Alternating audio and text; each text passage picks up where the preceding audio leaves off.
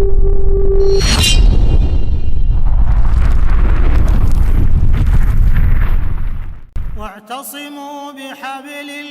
jadi bagian dari dakwah kami. Dukung operasional dakwah dan sosial kami. Raih pahala amal jariah yang terus mengalir sampai hari kiamat.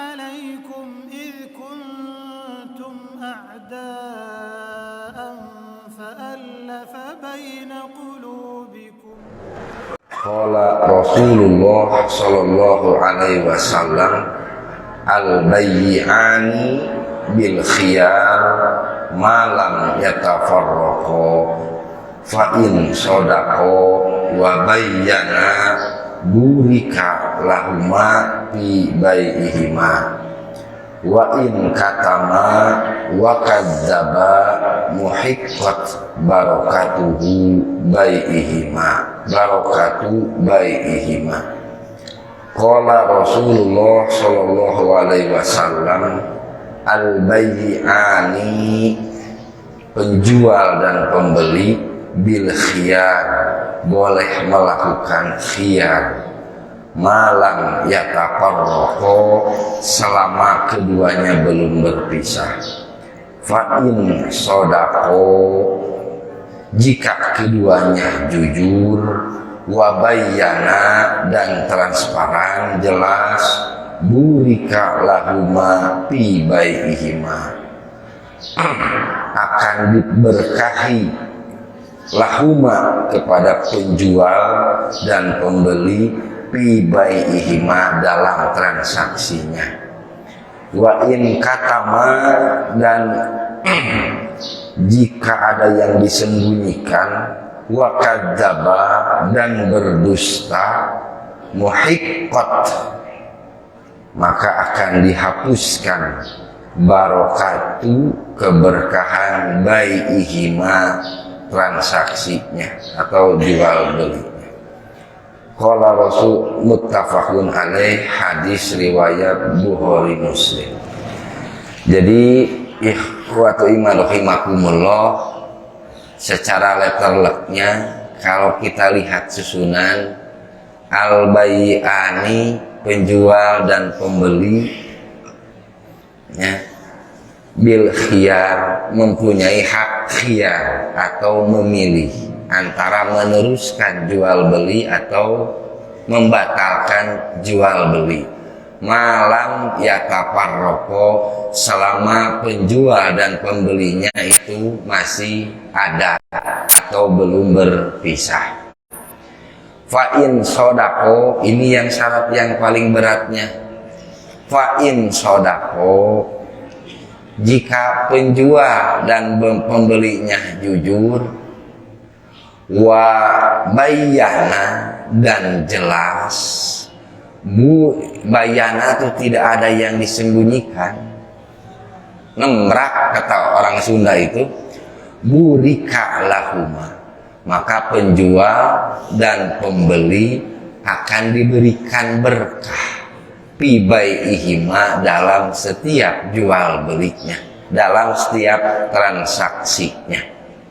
Sebaliknya, wa in katama, ketika ada yang disembunyikan, ya, wa kadzaba atau yang dibohongi, muhiqqat maka akan dihapuskan barakatu keberkahan bai'ihima jual beli antara penjual dan pembeli. Di sini Al-Ustaz Aceh menjelaskan pembatalan jual beli yang disebut dengan khiyar. Untuk menjaga kepuasan dalam berjual beli atau menghindari dari kekecewaan, agama telah mensyariatkan khiyar, yaitu mengambil pilihan untuk jadi atau membatalkan jual beli setelah terjadi ijab kabul. Kadang orang terburu-buru untuk melakukan ijab kabul, dan setelah ijab kabul baru berpikir bahwa yang lebih maslahat lebih baik membatalkan jual beli karena ada pertimbangan-pertimbangan lain. Oleh karena itu agama mensyariatkan hiyar ya, untuk kepentingan penjual dan pembeli. Saya yakin ikhwatul iman yang ada di sini pasti pernah mengalami membatalkan jual beli. Bisa jadi karena uangnya ternyata tidak ada, kan gitu ya. Bisa jadi karena merasa tidak nyaman karena barang yang diterima ternyata tidak sesuai dengan yang diharapkan. Makanya dengan jual beli online zaman sekarang banyak yang dikecewakan ya, banyak yang dikecewakan. Dilihat dari fotonya bagus, PKB tahun, tapi ketika datang ke rumah ya ternyata barangnya seperti itu. Berarti berdasarkan hadis ini ya, berdasarkan hadis ini yang harus jujur itu siapa? Penjual atau pembeli? Penjual atau pembeli? Penjual atau pembeli? Berdasarkan hadis ini siapa yang harus jujur? Dua-duanya. Makanya fa'in sodako ada alif ya, berarti pertanda dua ya, pertanda dua orang, musanna ya, isi musanna. Wa bayyana ya, juga sama dua, berarti penjual dan pembeli.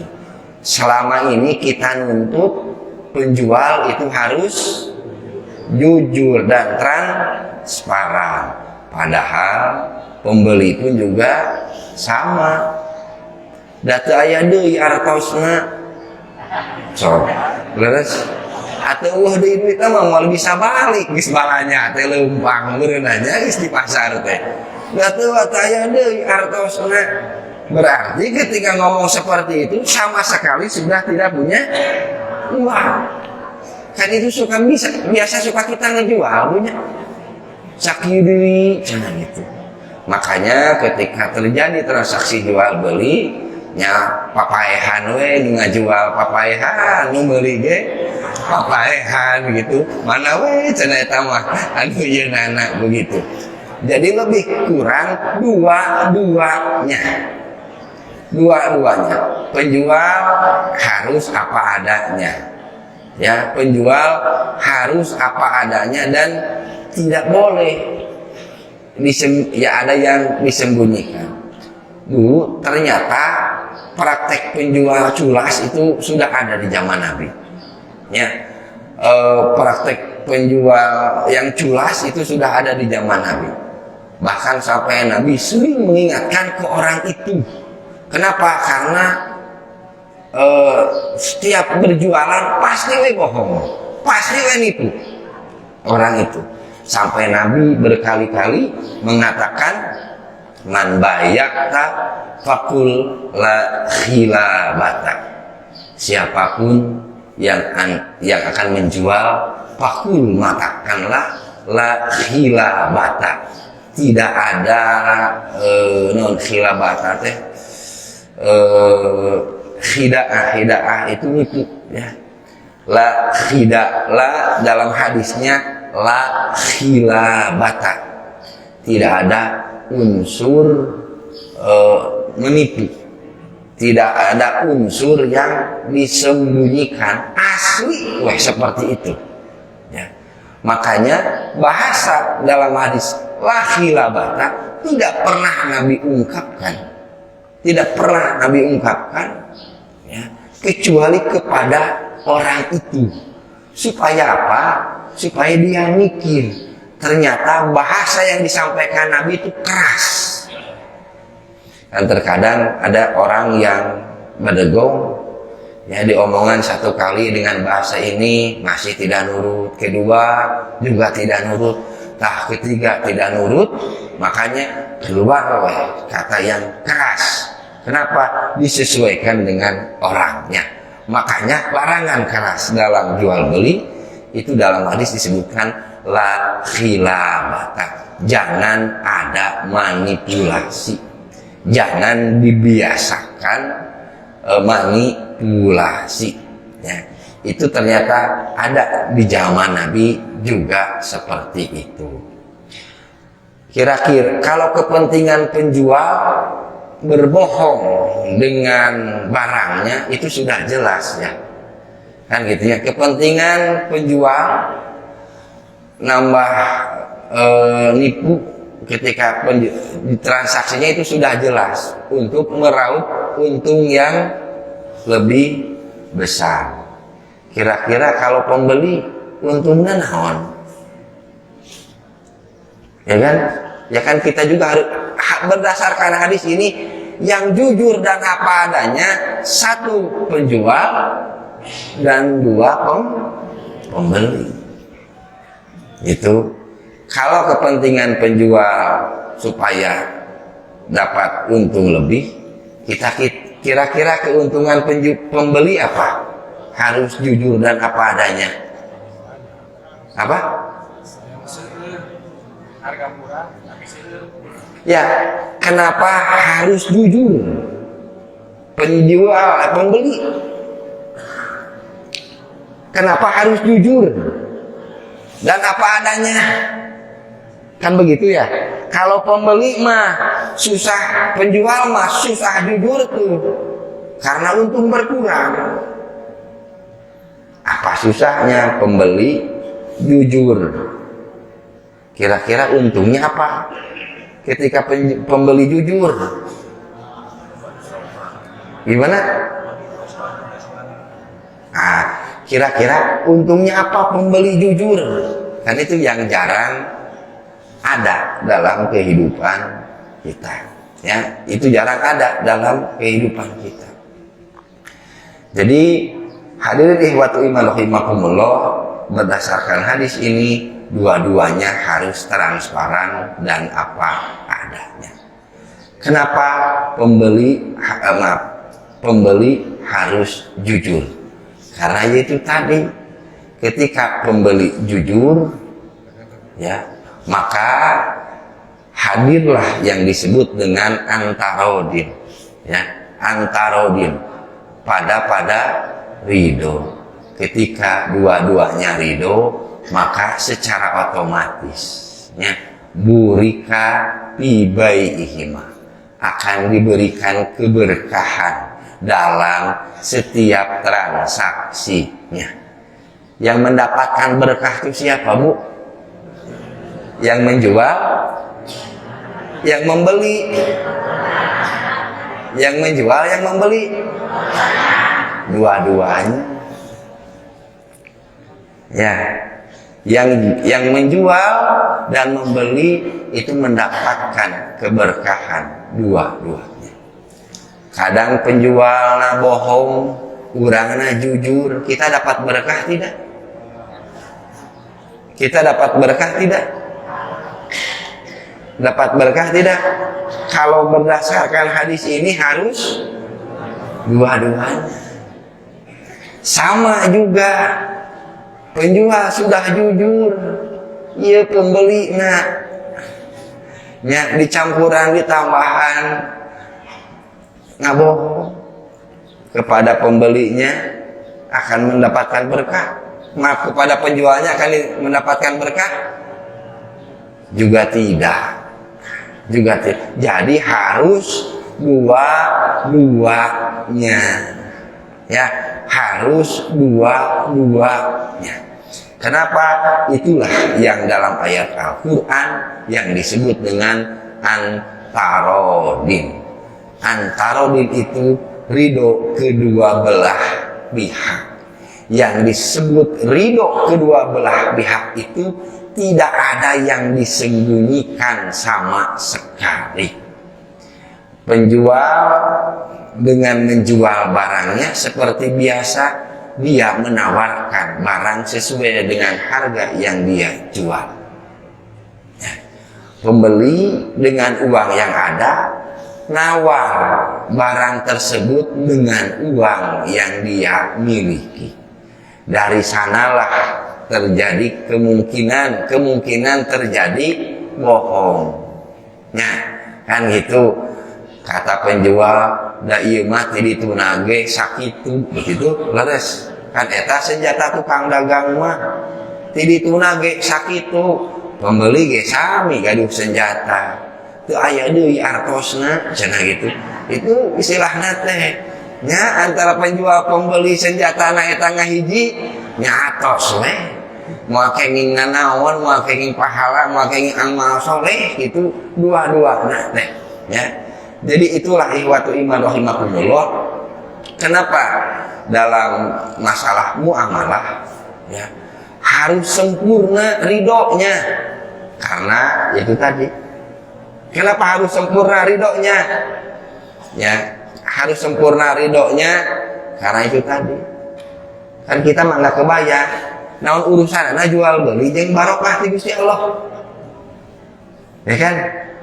Ternyata dengan sempurnanya transaksi jual beli antara penjual dan pembeli, kebutuhan kita tercukupi, keuntungan pedagang dimiliki, dan ingat Allah memberikan keberkahan kepada siapa? Satu penjual dan juga pembeli. Sementara di zaman sekarang ketika jual beli sok dicacanak Gusti Allah, Bu.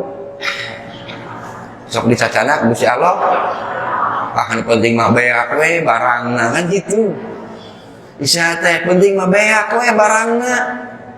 Matak isuk nek jualan ieu teh lieur we jeung bingung. Nah, dagongan sah teh barokah atuh. Ya kan gitu. Besok mau jualan teh bingung. Aduh, ieu modal ka mana ieu kumaha. Tah eta enten barokah teh barokah teh. Isuk teh bingung deui we jeung bingung deui. Kudu nama anger modal teh aya bahkan nambahan. Ieu mah bingung deui jeung lieur. Padahal resiko sadidinten di bumi kitu keneh. Juga nambahan motor gitu punya. Anger we gitu. Tapi nah abet hese jeung poe isuk. Bisa jadi ada yang salah dalam cara menjual kita. Termasuk bagi kita yang selamanya menjadi pembeli, ya selamanya menjadi pembeli, bagaimana? Ya kita apa adanya. Kita sepakat dengan harga itu, uangnya ada, sok beli. Jangan sampai ketika harga itu tinggi, uangnya sedikit, uangnya masih ada, tapi kita masih merendahkan diri dengan pura-pura tidak punya uang. Mata isuk jambalanya teh deui we. Kan gitu, leungit deui we padahal sakitu. Tidak pernah lebih yang diberi, yang ibu terima dari si bapak itu tidak lebih sakitu. Nah, betul mahi-mahi.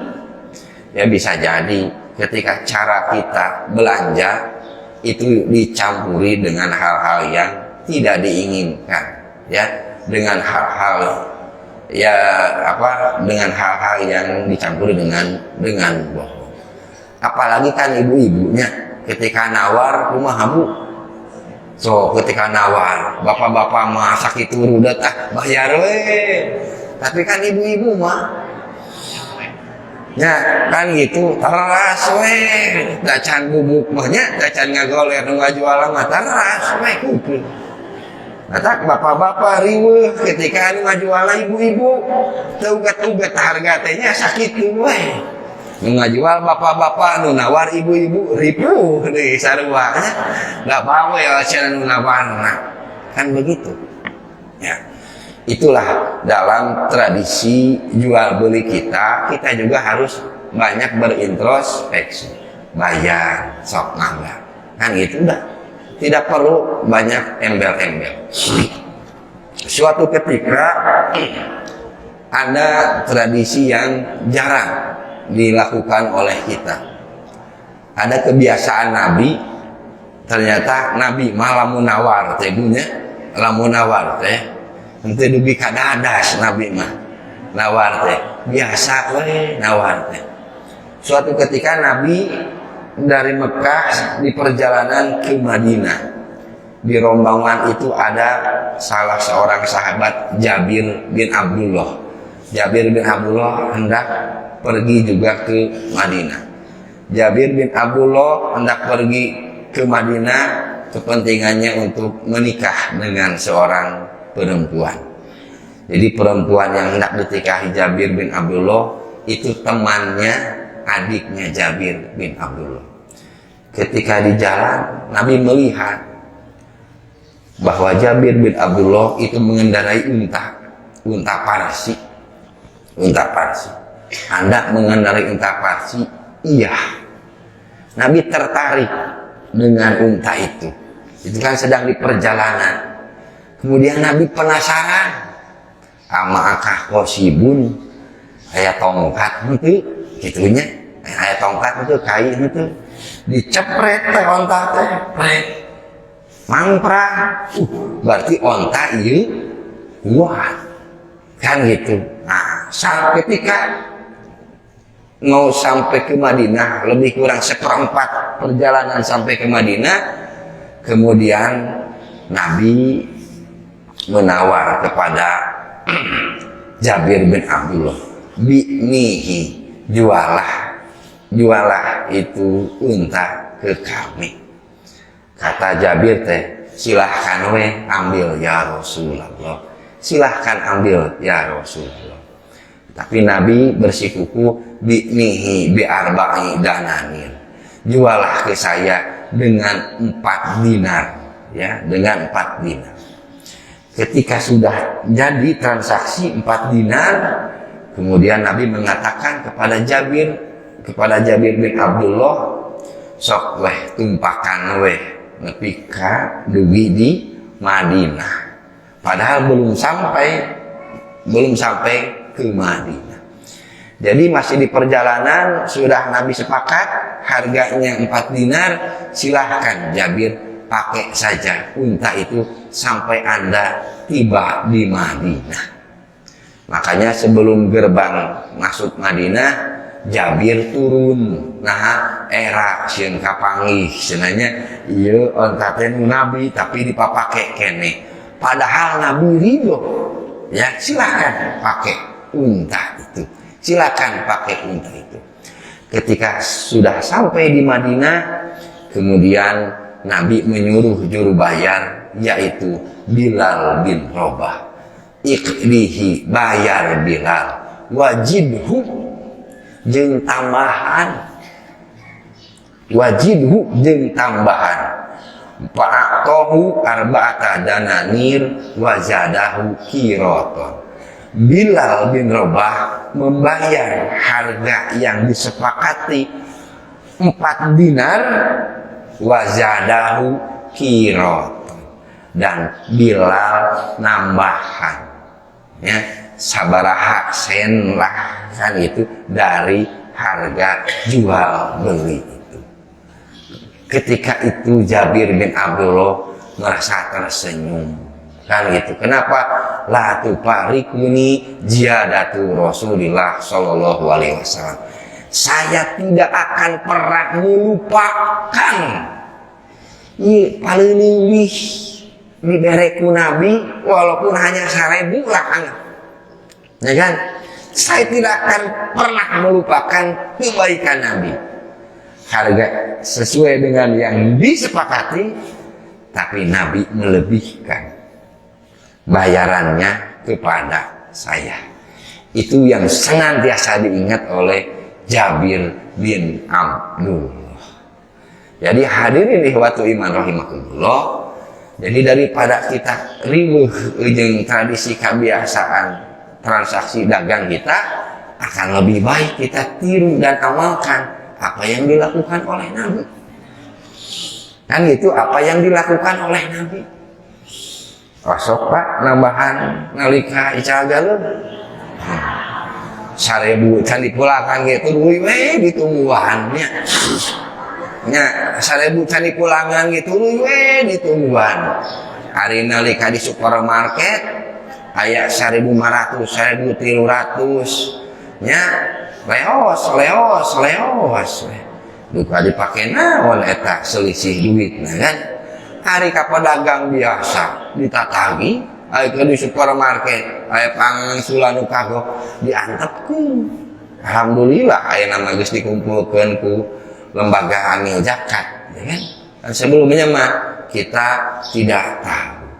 Jadi yang dicontohkan oleh Nabi ada jual beli, jadi jual belinya plus infak. Ya, jual belinya plus infak. Kan tidak besar infaknya juga. Tapi satu perbuatan ada berapa amalan? Ada berapa pahala? Ada 2. Ya kan? Pahala dari jual beli, kemudian pahala dari ibu kantos bu nambihanu ibu kantos nah paminuju ngagale di tamihan kan gitu kantos nah gitulah ayeuna urang biasa kedua itu ya siapa tahu dengan kita mengamalkan yang pernah dilakukan oleh Nabi akan menambah keberkahan harta kita. Kan itu akan menambahkan harta. Saya berdasarkan hadis itu biasanya kalau pergi Bandung Garut nawar ka kenek teh atau ke tukang delman teh nawar. Seberapa mah 20.000, 15.000 lah. Kan gitu mangga wecet kan. 15.000. Padahal saya bawa uang 20.000. Ya, bawa uang 20.000. Ketika nyampe, ketika mau dipulangan tak kedah. Tas we eta mah kanggo murang kali, kanggo putra. Padahal kan dari 20.000 itu kita bisa mendapatkan 2 amal kebaikan. Satu, dia tidak dirugikan, kan itu yang satunya lagi dia mendapatkan. Makanya Pak Nuhun, ieu mah mau dianggo ku abdi dek dipasikeun ka budak. Saya sering mendapatkan itu. Ada selisih 5.000, kadang 10.000. Nuhun. Eta mah mangga we jang jajan murang kali. Biasanya suka diamankan langsung ke tukang dagang, ke tukang ieu mana. Dek dibikeun ieu mah ka budak. Nah, dati si bapak dibere. Padahal tidak besar.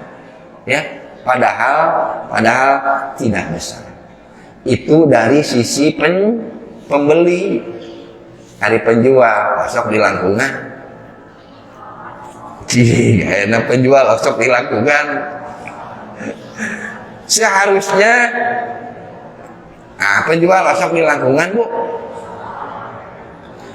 penjual osok di lingkungan kan eta istilah teh pertanyaan nama kan gitu ya makanya termasuk dalam konteks penjual kan gitu ketika transaksi sudah disempurnakan ukurannya seperti itu silahkan ya terbuka bagi para penjual untuk menambahkan barang apa saja kepada pembeli itu kategorinya infak bukan jual beli ya kan infak kategorinya infak bukan jual beli jadi sudah sangat jelas disebutkan oleh Nabi bahwa tujuan jual beli itu bukan sekedar memenuhi kebutuhan hidup manusia, tapi bagaimana caranya menjaga dan melanggengkan kabarokahan hirup orang di alam dunia. Nah itu istilahnya itu ya kan itu ini sama sekali jarang ada dalam pikiran penjual dan pembeli. Penjual penting untung, pembeli ini penting tereh ujung murah. Kita sama sekali tidak terikat dengan mengharap keberkahan dari Allah Subhanahu wa ta'ala kan gitu Allah Subhanahu wa ta'ala. Makanya sekali lagi ternyata tujuan jual beli dalam Islam itu kan gitu, bukan sekedar memenuhi hajat hidup manusia, tapi menambah kebarokahan hidup dalam kapasitas ibu sebagai penjual dan bapak sebagai pembeli. Jadi dua-duanya. Ketika pembeli, bagaimana caranya hidup saya tambah barokah, walaupun saumur-umur teh can pernah ngasaan jadi tukang dagang, muli nggak mengharkeun nu dagang. Bagaimana caranya? Dengan saya memberikan uang ke pedagang, hidup saya menjadi tambah berkah. Kan gitu. Atau ada seseorang yang seumur-umur tukang dagang. Bagaimana caranya? Bahwa dengan dagang itu, ya, dengan dagang itu menambah keberkahan dalam kehidupan kita.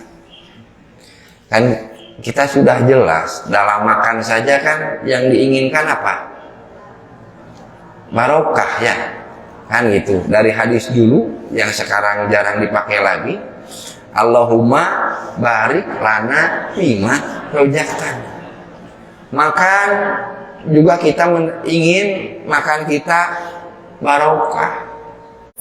Ciri makan barokah naon, Bu? Terudet deui mikiran enjing tuang naon, masih bakal aya. Naonnya isuk dahar. Nah, berarti tiap introspeksi we. Jadi kan barokah itu kan ziyadatul khair, menambah kebaikan. Pertanyaannya, siapa yang akan menambah kebaikan kepada kita? Manusia atau Allah? Sudah jelas, Allah. Berarti kalau kita sesuai dengan aturan main, siapa yang akan nambah rezeki kita? Allah kan otomatis. Itu makanya kalau lihat dari tipologi pedagang di zaman Nabi, mereka tidak pernah runcing. Dari Abu Bakar, terus banyak ya yang jadi para pedagang di zaman, tidak pernah runcing dan rudak. Karena alam noy. Kenapa? Karena mereka bisa menjamin setiap transaksi saya 1000% itu asli, kan? Asli jujurnya, asli adanya, seperti itu. Makanya kalau aya deui rezekina nambahan deui, rezekina nambahan deui, rezekina nambahan deui, rezeki. Jadi dagang teh geus teu dipikiran ku jelema. Otomatis we nu dararatang teh atas kehendak Allah Subhanahu wa taala.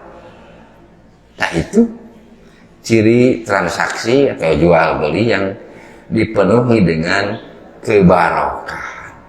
Bukankah kita semua yang hadir di sini yang dalam kapasitas sudah berkeluarga, ketika mengakhiri masa gadis dan bujang, doa yang diberikan kepada kedua pengantin naon? Barokallahu. Ya kan? Barokallahu wa barokah alaika.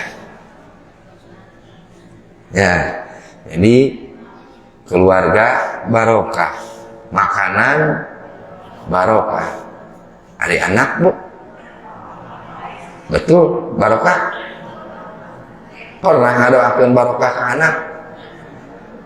Anak barokah juga sama kan gitu ya. Doa kita kepada orang tua yang baru punya anak itu dengan 8 barokah. Barakallahu laka fil mauhib wa syakartal wahib wa balagu asyuddahu wa rujikta birrohu.